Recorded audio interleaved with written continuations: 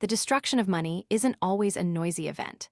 Sometimes, it's the anonymous sound of applause.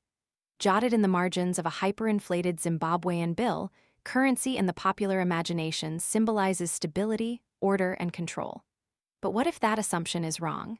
What if money itself, in a particular historical form, directly causes society to crumble, morality to decay, and people to turn their backs on each other? We were once taught that a nation's collapse results from war, invasion, or natural disaster.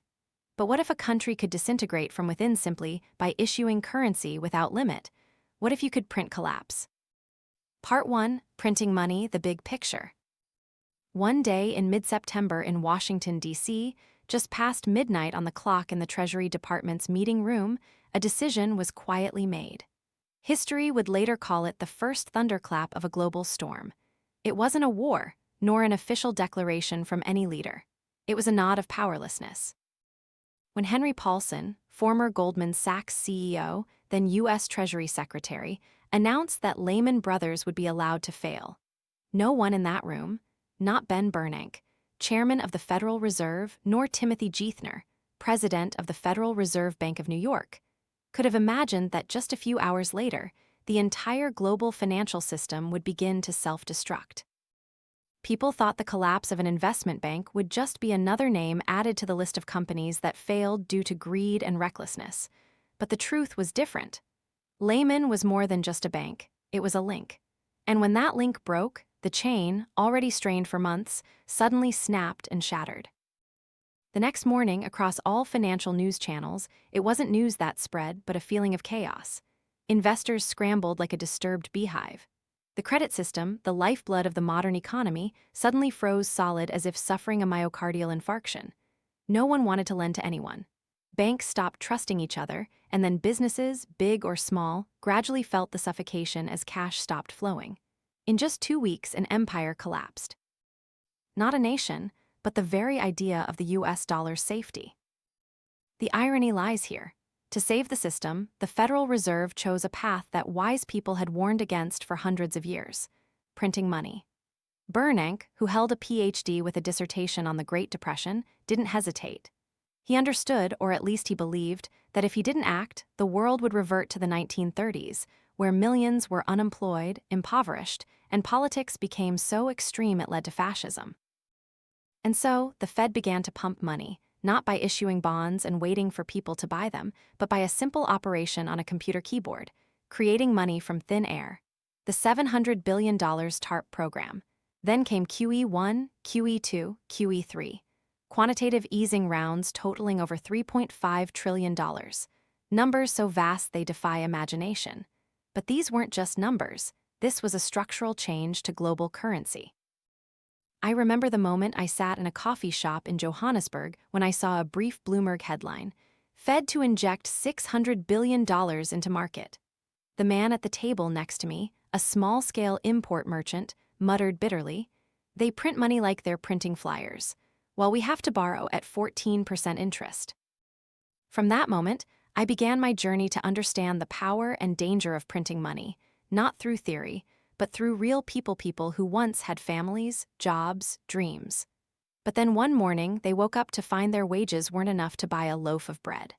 Not because they were incompetent, not because they were lazy, but because the money in their hands had become worthless.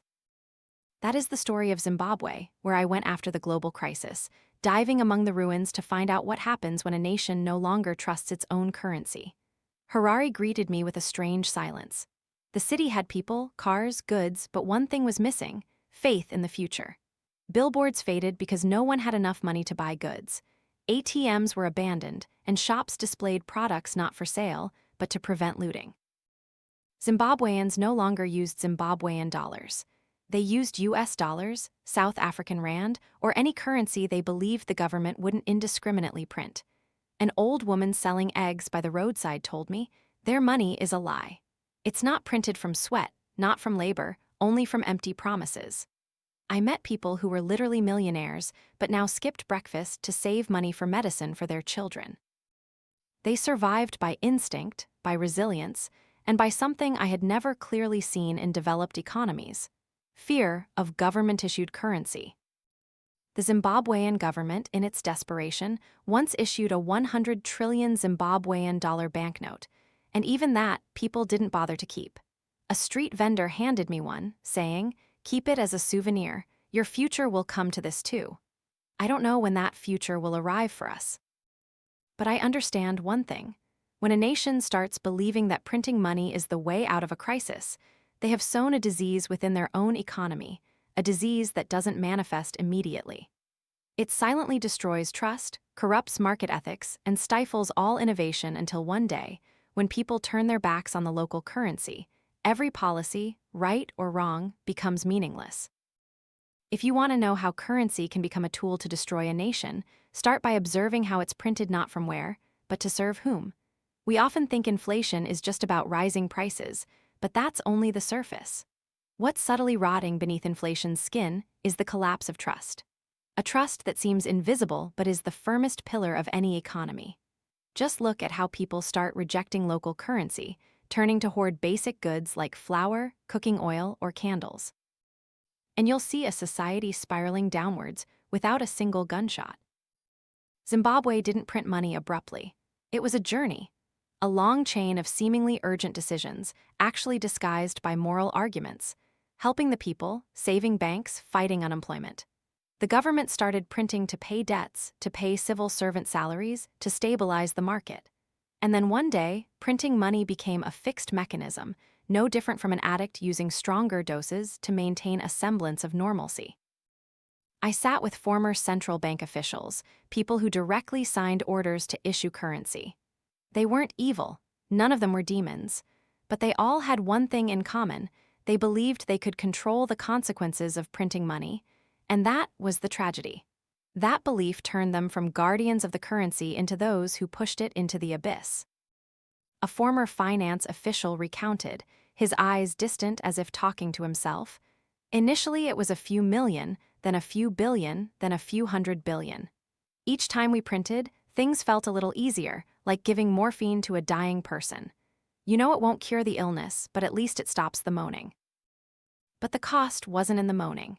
It was in the young people who no longer dreamt, in the small businesses that dared not expand because they didn't know how much the currency would lose value tomorrow, in the families who had to push wheelbarrows full of money to buy a bag of rice. And amidst that ruin, politicians continued to print. Because printing money was always the easiest option, the one with the least opposition, and seemingly the quickest. In a market in Mutare, where all transactions were done in US dollars or South African rand, Zimbabwean dollars, if anyone used them, were only for rolling cigarettes. A man selling pork pulled out his wallet, which contained 5 different currencies. He smiled sardonically. "I am my own central bank." There, everyone became an impromptu financial expert.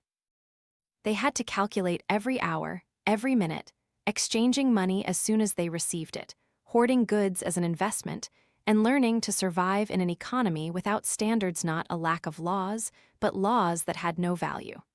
Not because people weren't working, but because work no longer created value. And the most painful thing was that the very people consumed by that currency fever were the ones who never had a chance to print a single bill. They could only watch helplessly as their lifelong savings evaporated like morning dew. When I asked a mother of 3 what she would say to the government if she could say one thing, she didn't hesitate. Stop printing money. Don't turn our children into victims of adult mistakes. Zimbabwe is an extreme microcosm of a global trend. The tendency to view money as an immediate therapeutic tool, not a symbol of real value. And the scary thing isn't that Zimbabwe failed, but that large, civilized, modern economies are gradually following the same path, but at a slower pace, with more technical language, and with blind confidence. I returned to Johannesburg after months immersed in those stories of collapse, carrying a persistent worry. Why do people, despite history, data, and books, repeat the same mistakes? Is it because printing money is, in essence, a moral act, a declaration that we can control the world with the convenience of a keyboard? No one has answered that question for me. But I started to dig deeper, not just into Zimbabwe, but into countries on the brink, where central banks increasingly become centers of power, where monetary decisions are no longer bound by democratic checks and balances. If Zimbabwe is an exaggerated example, then the United States, Europe, and Japan are examples gradually converging, the only difference being time. When you print too much money, the financial system doesn't collapse immediately, it slowly rots. Trust disappears little by little, like a wall being eaten by termites from within. I saw those signals everywhere. When negative interest rates became normal, when pension funds bought non-performing bonds, when stock markets soared while the real economy stagnated. These weren't signs of growth. They were symptoms of a system becoming irrational but sustained by sweet words. A friend of mine in New York, a seasoned investor, told me one evening over drinks, "We are living in an illusion of liquidity. Lots of money, but real value is depleting, like a lavish feast during wartime. You're eating, but everyone knows the bombs are getting closer." Money isn't just a medium of exchange, it's a mirror reflecting society's ethics. When we no longer believe our efforts are fairly compensated, when the value of labor is distorted by decisions from powerful chairs without real-world validation, then currency devaluation isn't just an economic phenomenon. It's a symptom of moral decay. A construction worker in Zimbabwe toiled all week, receiving a stack of money that 2 days ago could buy 2 loaves of bread, but the next day only half a bottle of cooking oil. He gave a bitter laugh. "We no longer work for money, we work for self-respect." That statement pierced my heart, because in a collapsing economy, self-respect is the last asset people hold on to, until even that is crushed under the pressure of survival.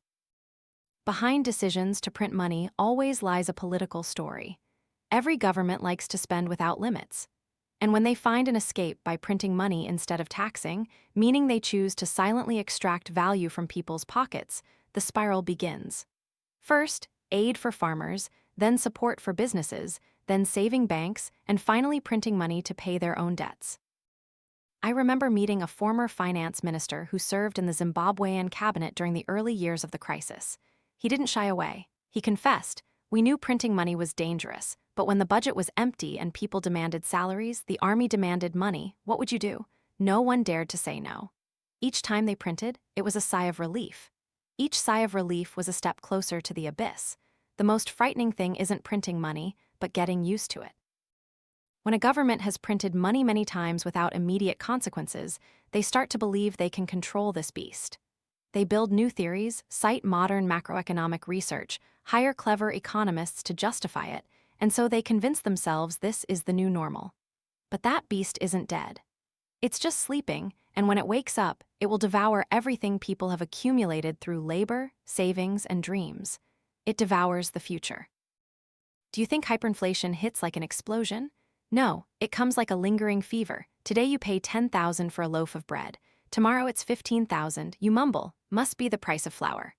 A week later it's $40,000, then $80,000, then $200,000. One day you wake up, go to the grocery store, and see prices change 3 times just in the morning. That's when all old rules collapse, and no one wants to hold on to money anymore. Because holding money means holding loss. When money is no longer a refuge, people start turning to goods: silver, US dollars, food stamps, sacks of rice. The wise no longer buy houses, but candles, cooking oil, or antibiotics, things that can be exchanged for food tomorrow. And when that happens, official currency is no longer a medium of exchange. It becomes a joke. Zimbabwean children play banking by cutting up banknotes for games. A man lights his cigarette with a 10 billion Zimbabwean dollar bill because buying a matchbox is more expensive than keeping the note. And merchants print their own coupons, apply their own rules, their own exchange rates, their own game rules. Each city becomes an autonomous monetary ecosystem. The national currency loses value to the point no one bothers to exchange it, and at that point, no one talks about inflation anymore. They talk about survival. An economics professor I met in South Africa sighed, "The modern financial system is like a stage. Money is the prop and trust is the light. When the light goes out, everything, no matter how sophisticated, becomes meaningless." The light had gone out in Zimbabwe, but more disturbingly, I saw the light beginning to flicker in countries that were once symbols of stability.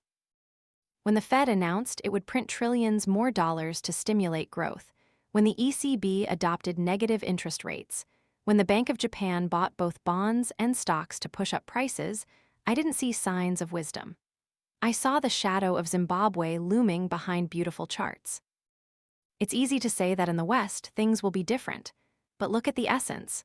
Printing money to sustain spending, printing money to buy back public debt, printing money to manipulate markets.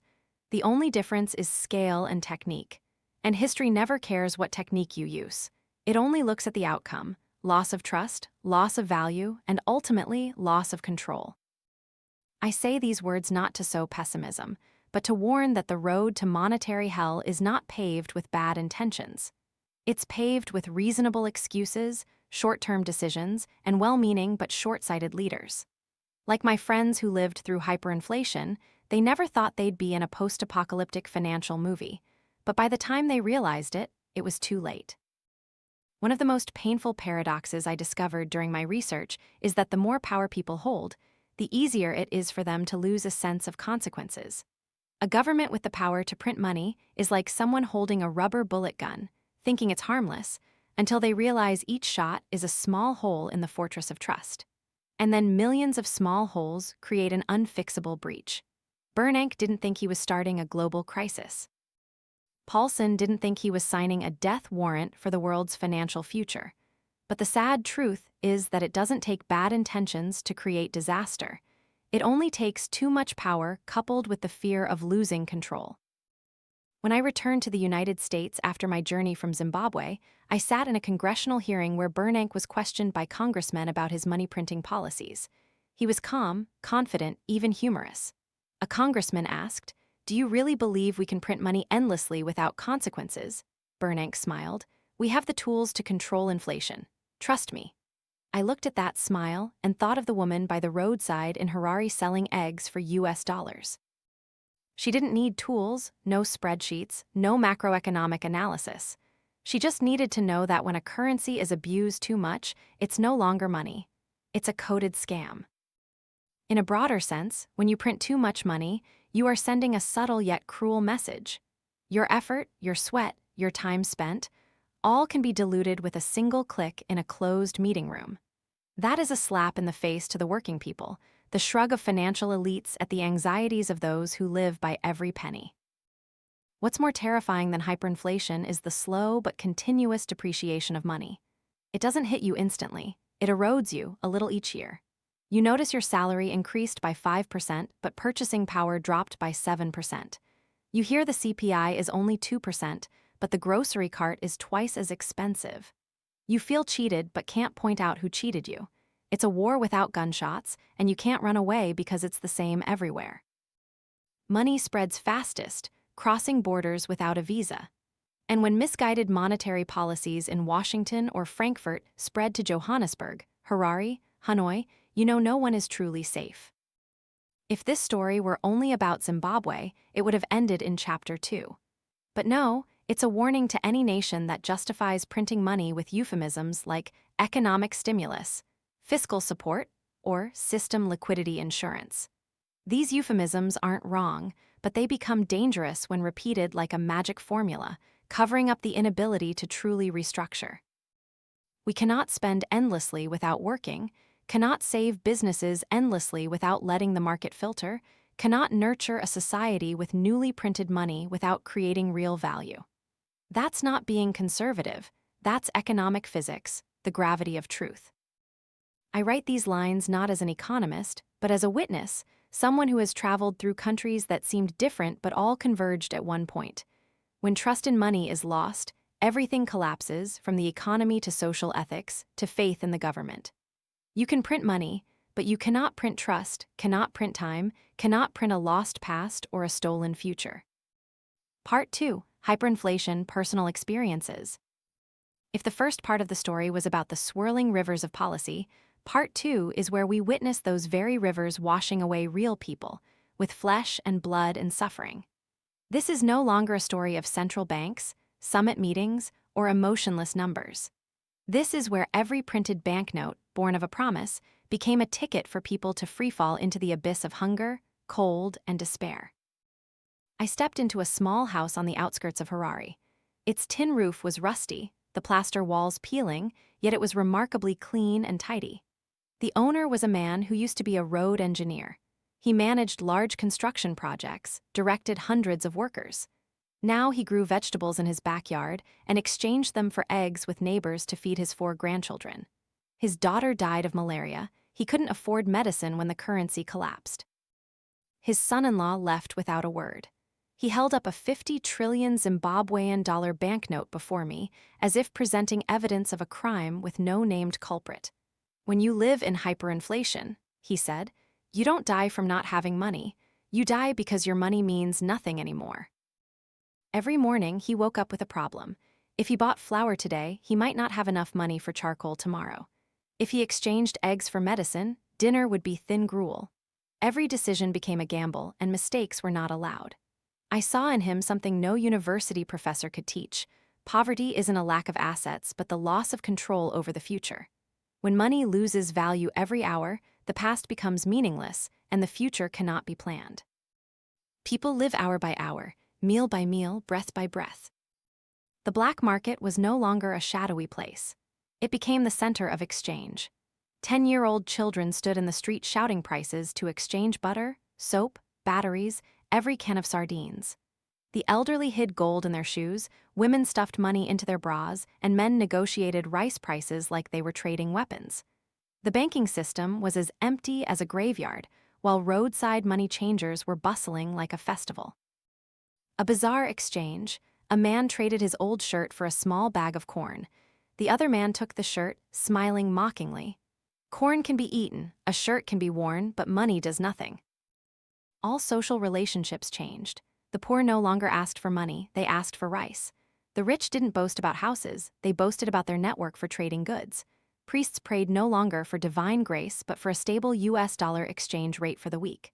One afternoon, I met a group of women in an abandoned church, sharing pieces of soap. They were nurses, accountants, teachers. They once lived in spacious apartments. Now they picked every scrap of vegetable, divided every pill. One woman said, "We are not poor in morals. We are poor because our money is no longer a worthy reward for our labor."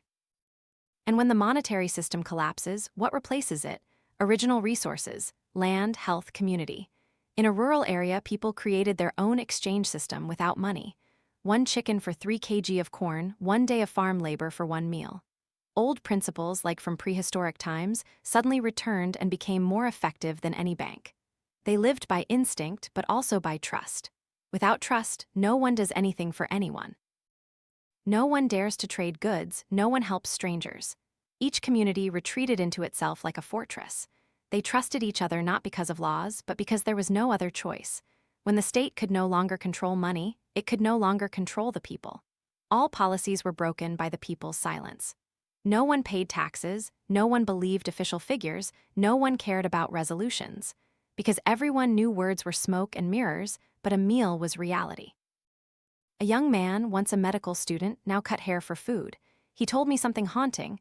I don't need to learn about hyperinflation. I live it every day. Poverty is a lack of material possessions. But after walking through the shanty towns that sprung from the ruins of hyperinflation, I understood. Real poverty is when every effort to do the right thing becomes futile. When you work honestly, save disciplinedly, raise your children well. And then one morning, you realize that all of that isn't enough to buy a meal. On the outskirts of Mutare, I met an elderly couple who used to run a small bookstore. The old man was a collector of economics books, and his wife was a former teacher. Their house was filled with books, but those books were now used as fuel for cooking. Wood was more expensive than paper. On a cold night, the old man lit a fire with a Harvard economist's monetary theory and smiled bitterly. "Theory doesn't keep you warm." The old woman was silent. She folded a 100 billion Zimbabwean dollar note into a paper crane and placed it on the table. "In the past, I taught students how to save. Now I teach them how to trade corn for salt." That wasn't just a change in the economic system. It was the disintegration of a worldview where the work ethic, faith in the future, in education, and in the state had been eroded to its roots. When a currency loses value, not only its worth collapses, but trust in order dissolves too. Who still believes in the state's pension promise when the state cannot maintain the currency's value for more than a week? Who still believes in labor contracts when wages change hourly, daily?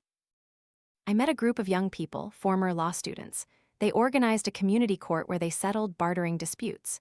There were no written laws, only principles, trust, and personal reputation. One of them said, "We studied law to protect justice. Now we have to create justice from the ashes of the legal system." One day, I witnessed a dispute between two women. One exchanged 5 eggs for half a kilo of beans, but upon returning home, she found the beans had worms. No lawyers, no judges. A group of residents sat and listened to both sides, then rendered a verdict. Next week, the bean seller had to provide an extra bunch of greens as atonement. Everyone agreed, they shook hands, no shouting, no talk of law, just a way of survival.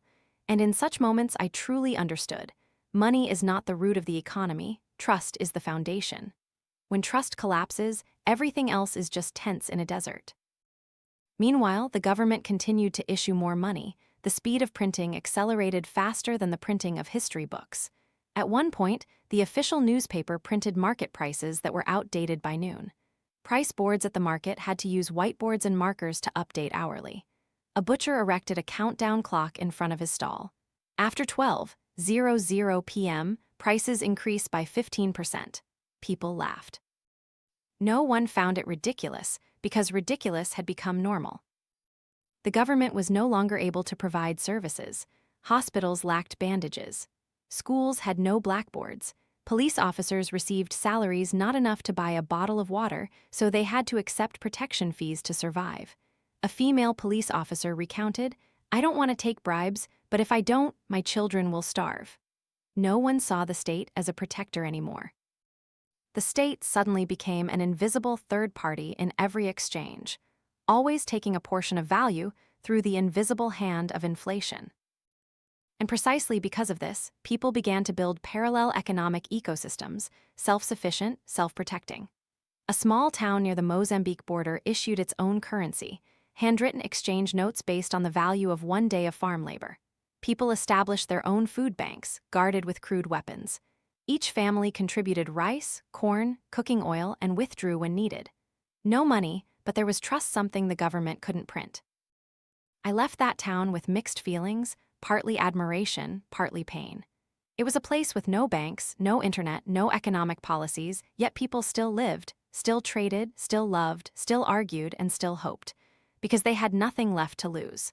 And when you have nothing left to lose, you start creating things no one can steal. Creativity, courage, and a new order from the ruins. A young man named Ken led me through newly planted corn rows. He spoke with eyes that belonged not to an 18-year-old, but to an old man who had lived a century. We tried everything to survive in the city: smuggling, trading, car washing, petty theft, but nothing could feed us for a day. Only the land doesn't betray. That sentence became a silent mantra spreading throughout the region. The land doesn't betray.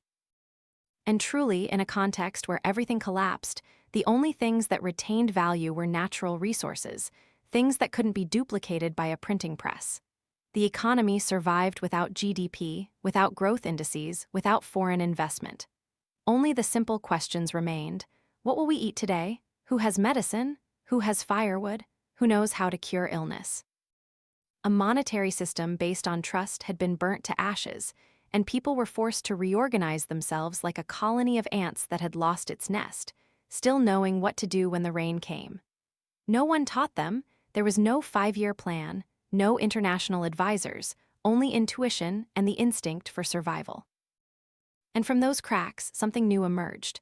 Something not quite a system, not quite an order, but enough to keep people from falling to the very bottom: community. Never in my life had I seen community become so important. A bag of sugar divided into 3, an antibiotic pill broken in half, a sack of rice exchanged for a promise to pay with corn next season. In the outside world, a promise has no value without a legal document. In Zimbabwe, then, a promise was currency. It carried the weight of a meal, and sometimes the survival of an entire family. I was invited to a meeting of a group of women. They called themselves the Circle of Shared Pain. Each week they pooled what little food they had and held a secret ballot to choose who in the group needed it most. There was no jealousy, no tears, only silence and long, poignant embraces. One woman told me, stroking her white hair, thin as a nerve amidst life's storm, "We can no longer choose our money, but we can choose how we live." It was then I understood why collapsing economies don't lead to total annihilation. Because people somehow still find each other in the dark, and what they create isn't a replacement for money, but a void filled with human kindness. I returned to the capital, this time not to meet officials, but to visit a school secretly operating in an abandoned house. There, an old teacher was teaching math to children using old photocopied papers. No salary, no curriculum, no charity funds. He taught for one reason only: if they couldn't add and subtract, they couldn't trade fairly. Standing there, for the first time in my life, I saw addition and subtraction become a tool for survival.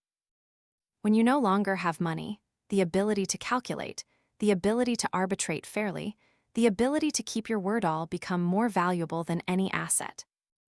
And then, one day at a flea market, I saw something I never expected to still exist: laughter. People joked about the dollar exchange rate as they did about the weather. A fish vendor yelled, "Today fish is more expensive than dollars." Another retorted, "Then eat dollars, save the fish." The entire market erupted in laughter. Not because everything was fine, but because laughter was the last thing the state couldn't tax. Zimbabwe didn't collapse as people imagined. It disintegrated like a painting slowly sinking into water. But it was in that disintegration that I saw tiny seeds of rebirth, needing no policies, no theories, just human beings and their ability to not abandon each other when everything else was lost. I sat with an old man at an old bus station. He used to be the director of a state-owned factory, managing hundreds of workers.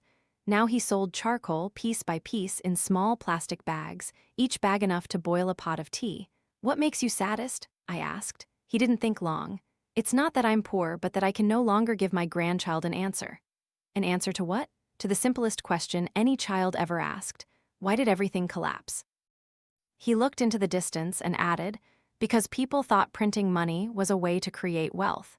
But money isn't wealth, it's just a ticket. And we printed too many tickets for a train with no more seats." I carried that statement with me like a memory hammered into my chest. Because the more I traveled, the more I heard, the clearer I saw that truth. Hyperinflation doesn't kill people like a bullet. It kills them slowly, piece by piece, by stripping away their self-respect. In a local hospital, I saw a young mother holding her son, a scrawny baby with hollow eyes from prolonged diarrhea. She had been to the clinic 4 times. Each time, the price of medicine increased. By the 5th time, she didn't have enough money. She cried, not out of despair, but out of shame. She couldn't save her child because the money she had was obsolete after just 3 days. We often say money is a neutral tool, but that's a lie. When money is manipulated, it becomes a weapon. A weapon that makes no sound, leaves no wounds, but shatters every cultural, ethical, and human structure. In hyperinflation, the kind become foolish, the dishonest gain an advantage, the shrewd survive. The old are lost, the young are directionless, and the government, if it still exists, transforms into an alien entity, speaking a language no one bothers to translate anymore. I was invited to a closed meeting of a group of small business owners. They didn't discuss profits, didn't talk about market strategies. They talked about buying guns, protecting food supplies, sending people to Mozambique to trade goods, and where to hide dollars to avoid inspection. These were CEOs in an economy with no more rules, only instincts. The man led me into a small room behind his house, where he hid 2 bags of sugar and a bottle of cooking oil. He placed his hand on them, like a father placing his hand on his newborn child. "This is my pension fund," he said. "When sugar and cooking oil become safe assets, then all modern financial instruments, from bonds to stocks, are just stale jokes." And then one day, the US dollar was legalized. People breathed a sigh of relief. Clean, crisp banknotes, bearing the image of a president and not losing value every week, began to circulate in the market. A little order was established, a little hope flickered, but I saw no one celebrating. No fireworks, no national anthem, because everyone knew what was lost wasn't just the currency, but faith in their own country. When you need another country's money to sustain your economy, you have implicitly admitted failure. And that failure cannot be fixed by a new currency, no matter how beautiful or strong. It can only be fixed if you look directly at the past, at the mistakes, and dare not to repeat them. I left Zimbabwe with a sense of quiet. Not sadness, but respect. Respect for the people who survived not by technique, but by humanity, not by money, but by each other. I recount this story not to judge Zimbabwe, but to hold a cold mirror before the modern world, where central banks are treading the same path, but with more elegant words, smoother charts, and blinder confidence than ever before. Remember this: when money is destroyed, all values are swept away. When values are swept away, society is left with only instinct. And when there is only instinct, no one can be called civilized. Part 3: The global storm is brewing. I left Zimbabwe with 2 small backpacks, a thick notebook filled with notes, a few worthless banknotes, and a simmering intuition like a fever. What I had just witnessed was not confined to the borders of a small African nation. The flight taking me back to South Africa crossed a horizon of thick clouds, but in my mind, another storm was brewing. The storm of a question: if Zimbabwe was a harbinger, who would be next? I recalled the images of people queuing to withdraw money in Harare, comparing them to the lines of people waiting at ATMs in Greece a few years later. I looked at the Zimbabwean $100 trillion note, then turned on the TV to see the Fed announce printing hundreds of billions of US dollars with a single click. It all seemed like distorted and delayed reflections of the same original story: trust being devalued on a global scale. We once believed in the US dollar as an unshakable pillar, a symbol of stability, financial discipline, and the greatest economic machine on the planet. But when I read the news in 2008, seeing the Fed pump $700 billion, then $850 billion, then $1.7 trillion into the system, I no longer saw it as an emergency measure. I saw a Zimbabwean model being upgraded, more sophisticated and smoother. No one called it printing money, they called it quantitative easing. No one spoke of devaluing the domestic currency, they called it increasing liquidity. No one said the dollar was losing value, they only said inflationary pressures were under control. Language is a magnificent cover for collapse, but the truth does not lie. I began to research the dollar more deeply, not as a unit of currency, but as a power. And I discovered something both obvious and terrifying: the entire world is tied to a currency whose creators cannot even control its consequences. 70% of global foreign exchange reserves are US dollars. Over 60% of world trade transactions are settled in dollars. Governments from Brazil to Britain, from Kenya to Kazakhstan, hold US bonds as safe assets. But on what is that safety based? On the belief that America will not betray its currency. And I saw those signs of betrayal appearing, not loudly, not dramatically, but in the most dangerous way: normalization. They normalized public debt exceeding GDP. They normalized trillion-dollar budget deficits. They normalized maintaining near-zero interest rates for a decade, and whenever anyone spoke up, they brushed it aside. We are the United States. We can do that. I had heard that before in Zimbabwe, Argentina, Venezuela. All governments that went bankrupt once said, "We are different." And then they were no longer different. One night, I lay in a hotel in Johannesburg, watching Bernanke testify before Congress on TV. He spoke about easing programs, about commitments to keep inflation at 2%, about the necessity of supporting a slowly recovering economy. But what I heard wasn't an explanation. I heard the echo of pre-crisis confidence. Like the Zimbabwean officials before them, they believed they could control everything. They believed their model was too big to fail. They believed every problem could be solved by another round of money printing. And when all major nations began a monetary easing race, from the ECB in Europe to the BOJ in Japan, you know this is no longer an emergency measure. This is the new normal, a normal whose outcome I had already seen. You cannot cure an economic illness by paralyzing the alarm system. Printing more money to save growth is like drinking to forget pain. It has an immediate effect, but is also the shortest path to addiction and collapse. If Zimbabwe was a small nation that collapsed from excessive money printing, what would happen if a superpower made the same mistake? Who would save America if America collapsed? Who would pump dollars when the dollar itself is the victim? The IMF, the UN, or China? No one can answer that question, because we have never lived in a world without a central currency. But if powerful nations keep printing money, keep devaluing trust, sooner or later, the dollar will no longer be a refuge. And at that point, the real storm begins. In my journey, there weren't just dry questions about currency, but also a deep haunting about what would happen when trust became globalized. Not in a positive sense, but in the darkest sense. Zimbabwe collapsed, but the world watched from afar. Argentina lost monetary control. People called it the problem of a weak economy. But if a monetary storm originated from the very center of global finance, then no one would be able to stand aside anymore. A Swiss financial expert at a private seminar in Cape Town, when I asked, "Do you think the current global monetary model is safe?" He laughed, pulled 3 pieces of paper from his wallet, a Swiss franc, a US dollar, and a tiny piece of real gold pressed into plastic. "The only thing I can't print," he said, "is this. The naked truth is that gold cannot be replicated, while paper money, as I've seen in both hemispheres, has become a tool of politics rather than a symbol of value. And when all governments print, every currency is weak. It's just a matter of whether it weakens quickly or slowly."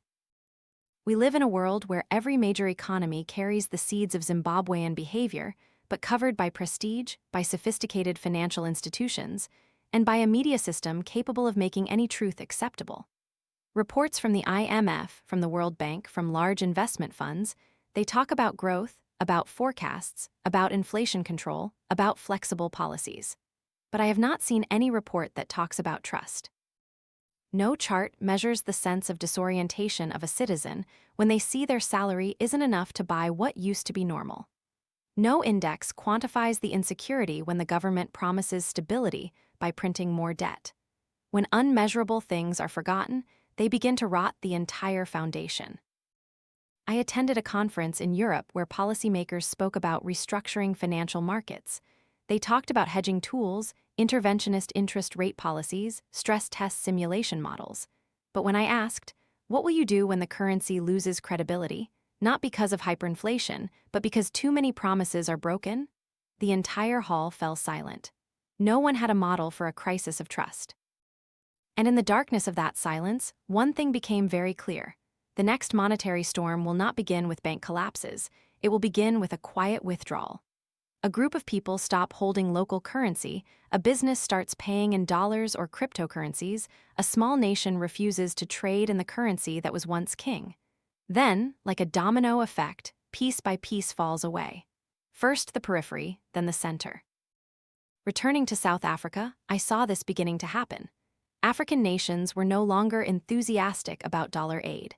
They began accepting yuan, ruble, or simply bartering. In South America, countries established dollar-free trade zones. In Asia, currency swap agreements were signed to reduce dependence on the US-centric international payment system. No one declared a currency war, but everyone was preparing for it. And the strange thing is, while the rest of the world began to be wary, those at the center, from Washington to Frankfurt, from Tokyo to London, were stepping deeper into the very path that had once consumed Zimbabwe. The only difference was they wore more expensive shoes and smiled with more confidence. I once witnessed a man in Harare skip breakfast to exchange his meager eggs for US dollars, put them in a jar, and bury them in the ground. He said, "I don't believe in banks, I don't believe in the government, I only believe in metal and earth." At the time, I thought it was an act of desperation, but later I realized it was pure survival instinct. That instinct is silently rising across the world. From the middle class in Germany buying gold to Chinese millionaires buying real estate in Canada, to tech companies in the US hoarding Bitcoin as a form of mental insurance. When instinct replaces trust, the storm is no longer a hypothesis. It's just a matter of time. There's a cruel irony in monetary history. The strongest currencies are often not defeated from the outside, but gnawed away by their very creators. The Roman Empire didn't devalue the denarius due to invasion, but because weak emperors silently withdrew silver from coins to finance political feasts. The Spanish Empire didn't lose its power from defeat, but because they poured gold and silver from the Americas back too quickly, causing domestic prices to spin out of control. The British pound was once the world's currency, but after 2 wars and a series of emergency money printing programs, it plunged relentlessly. Is it also treading the old path, but with more sophisticated statistics and in a more polite way? I am not accusing the United States, I am simply documenting. I see a nation spending more than it produces each year. I see a central bank increasingly acting as a tool of the government, not a neutral gatekeeper.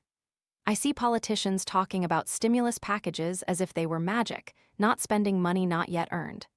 Other economies, having learned bitter lessons, are now starting to protect themselves. China, Russia, Iran, nations that may disagree on many things but all want to escape the dollar-based system. They buy gold, they establish their own payment systems, they sign bilateral trade agreements that don't require dollar intermediaries. This is not an official war but a strategic retreat. When you no longer trust the center, you don't confront, you quietly pull the plug. And that, not a resounding crash, is the sound of the coming storm. Not thunder, but an ominous silence. You can feel it in the eyes of investors, in the hesitant reports from the IMF, in central banks no longer making confident pronouncements as before. In the increasing demand for tangible assets, in the rise of cryptocurrencies, despite controversy. We are not in a crisis. We are living in the preparation for a crisis. And the most dangerous thing is that no one believes it will happen until it happens. I once visited Iceland, right after the 2008 crisis. A tiny nation with a banking system many times larger than its economy. When the bubble burst, the entire national financial system disintegrated in a few days. The people of Iceland couldn't understand how a country with a population the size of a London borough could bear such enormous debts. The answer was, trust had been abused. Banks exploited trust in the nation to borrow indiscriminately. The government couldn't control it, and when everything exploded, the people paid the price. It was a miniature Zimbabwe, only whiter, more civilized, colder, but essentially the same. Trust is the most valuable capital in finance, and like all currencies, it can also be inflated. You inflate trust by promising too much, printing too much, spending too much. You consume trust like an eternal resource until it runs out. And when it runs out, nothing can save you. No chart cries for help, no bank has enough credibility, no system is so strong it's immune. We have entered a new era, where the fragmentation will not come from weak nations, but from the center of the system. And when that happens, the world will not only lose a currency, but an order that has been maintained for decades. Don't sit still when you smell smoke, because fire doesn't warn. One winter afternoon in Africa, I sat drinking tea with a friend who was an economic history professor. He wasn't the easily emotional type, but as I told him what I had witnessed, the thin, bony hands reaching out for a few beans to exchange for life, the eyes that had lost all reaction when looking at newly printed money, the children being taught to count not to become experts, but to survive the day, he just listened in silence. Then he said, "We learn nothing from history, we just repeat it with better technology." I couldn't refute him because when I left Zimbabwe, I thought I was leaving a ruined world. But when I returned to South Africa, then to Europe, to America, I began to see similar cracks, only more sophisticated. They were carpeted with economic theories and bailout packages. Economies were still growing, but largely thanks to credit. I saw stock markets still soaring, but propped up by artificial interest rates. I saw governments competing to spend to maintain the illusion of stability while public debt swelled like an exploding balloon. And I saw central banks not just regulating, but becoming quantitative drug dealers for a growth-addicted society. No one stopped to ask where that growth came from, who would pay, or when, because answering those questions was inconvenient. It made the report look bad, lost votes, shook confidence. And the last thing an economy held together by toothpicks needs is the truth. But the truth always returns, not with an alarm, but with the faintest crack. A small nation announces default, capital withdraws from emerging markets, a large bank reports losses due to bonds, a supply chain breaks due to war, an energy crisis triples commodity prices, a cryptocurrency collapses due to a depegging of trust. All are small sounds. But when you listen long enough, you know the storm is shifting. No one knows where the eye of the storm is. But one thing is certain. When all currencies lose value, there is nowhere to hide but sobriety. I think of that every time I hear a leader speak about safe monetary corridors, about the size of bailout packages, about green growth based on smart borrowing. Every concept is smooth, every chart goes up, every promise seems reasonable. Only one thing is missing: humility. No one dares to admit that they don't know what will happen if the global debt chain, where one country borrows from another, one bank buys another's debt, breaks at some link. No one knows, and no one wants to ask, because asking means slowing down, and slowing down in the age of FOMO and compounding interest is heresy. But you cannot run forever, cannot print forever, cannot save forever with the very things that created the crisis. When I stood on a hill on the outskirts of Harare, where the wind stung my face, and looked down at the city that was once the jewel of Africa, I realized this. No place is immune. Only some places are struck down first and others later. We are living in the illusion that we are protected by scale, by technology, by the system. But that very system, that very technology, that very scale, if not controlled by sobriety, will become the most perfect tool for self-destruction.